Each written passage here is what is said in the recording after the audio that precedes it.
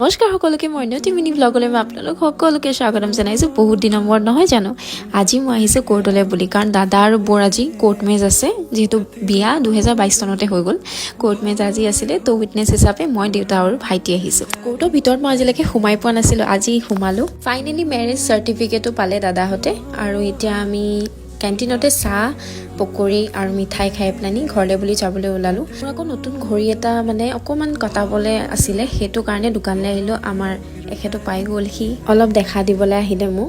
তাৰপিছত মই ঘড়ীটো দিলোঁ আৰু দাদা ঘড়ীটোও দি পঠাইছিলে ভাল কৰাবলৈ। সেই ঘড়ীটো মোক মায়ে গিফ্ট দিছে, মই নজনাকৈ, বহুত দৰকাৰ হৈ আছিলে। মায়ে মই নজনাকৈ মোক গিফ্ট দিছে। ফাইনেলি ঘড়ীটো ধুনীয়াকৈ মোৰ হাতত লাগ খাই গ'ল আৰু আমাৰ যাব ওলালে ঘৰলৈ বুলি।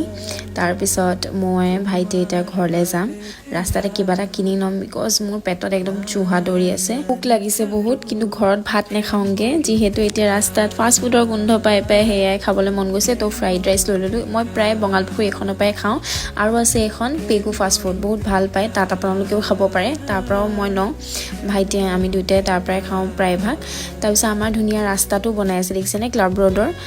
তো ঘৰ পালোহি, তলা মৰা আছে, এতিয়া সোমাব লাগিব তলা খুলি। Okay, tata bye bye,